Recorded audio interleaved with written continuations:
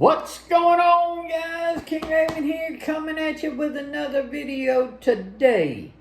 So today we've got two cool knives coming by way of the Lefty Pass Around group. Big shout out to the Lefty Pass Around group for letting me check out these knives.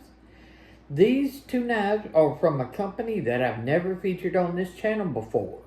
So these have been really cool to check out.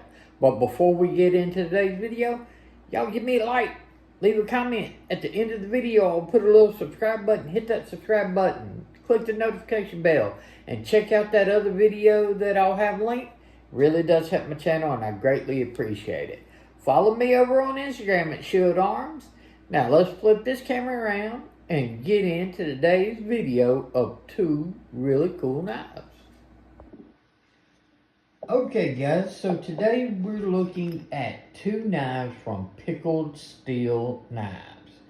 Now I've not had Pickled Steel in on the channel before. These knives are actually coming out of South Africa. And I know South Africa has been big in the custom knife world for a while, and some of the best custom knives come out of South Africa. But these are some production knives coming out of South Africa, and I've been really impressed with these knives. They work great, and these two have some unique designs. So the first one we're going to take a look at is called the Rhino. This is in G10, orange G10, full liners, deep carry pocket clip, which is reversible. The scales are contoured, and this is a big boy and everything. Good weight to it, good size to it, good thickness. Flipper tab or thumb studs, and we are looking at 14C 28N blade steel. You can see 14C 28N Rhino on this side, and the Pickled Steel logo on this side.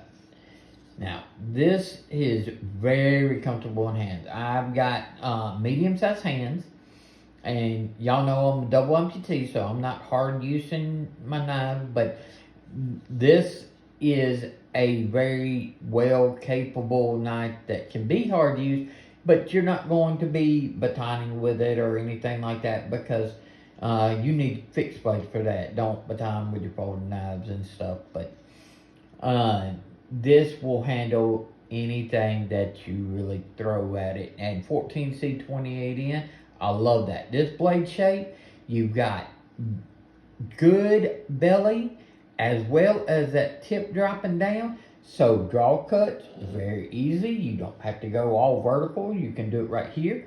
You can even draw with that belly, because it's got a nice belly right there. And then of course all your push cuts and stuff like that is going to be very nice with this particular blade.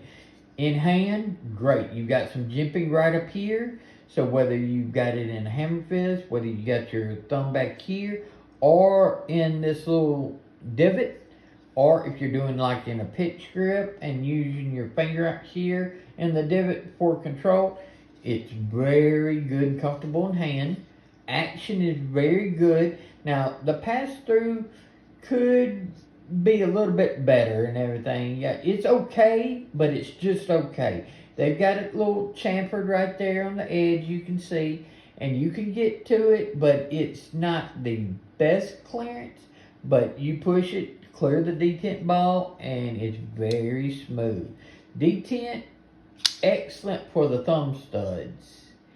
And for the flipper, it's good, but it's just a little softer. It's definitely tuned more for the studs than for the flipper tab, but the flipper tab works just fine as well. We'll bring back out the Rhino in just a minute. Let's check out this next one. Now, this next one is called the Warhog. Okay? Now, with the Warhog, we've got aluminum and micarta, so a little bit better materials, or more premium materials than just the G10. And we've got this blade in D2 steel. Now D2 is a fine steel. It's not my personal favorite, but it's fine. I would have loved to seen this in the 14C28N, especially since you've got aluminum and micarta. Now some people prefer D2 over 14C. I like the balance of 14C better than D2. I like the better corrosion resistance. Still plenty toughness and everything like that, but whether you go D2 or 14C, they're both great steels. It's just, I personally prefer 14C a little bit better. Living in the South, 14C does a little bit better for me. Now this has got a crossbar style lock. Nice action on this crossbar style lock. Thumb stud only, or you can use the lock itself to deploy it. But nice action, very smooth. And this is a nice thick blade. Now these are chamfered on all the edges, but the scales are flat. So nice chamfering, but they're flat, but you feel the hand very nicely. Deep carry wire pocket clip on this one that is reversible. And with my medium-sized hands, get 4 full fingers, no problem. Still got room for another pinky on the end. Jimping on the back here and up here onto the blade. So great in hand. You can choke up on this little flat if you need to. So if you need to do some fine work like this and everything, you can hold on the flat or those strong push cuts or back here. And with that tip dropping down, very easy on the draw cuts. This sort of like sheep's foot but tall style blade and everything works really well. I love these types of blades, and this one is no exception. So let's bring the Rhino back out and compare the Rhino and the Warhog. So as you can see right here, the Rhino is longer. The Warhog has a taller blade. Let's do some comparisons. Let's go with a Spartan Astor. Nice, very well built, tough knife as well. And let's do the Spyderco Shaman. As you can see, the Rhino is about the exact same length as the Shaman, and the Warthog is shorter than both. The Astor is also about the exact same size as the Rhino as well. So let's move these out of the way and do a couple of more comparisons. Let's do the Microtech MSI and the Kaiser Sheepdog. So the Sheepdog, this is the regular size, not the XL or the mini.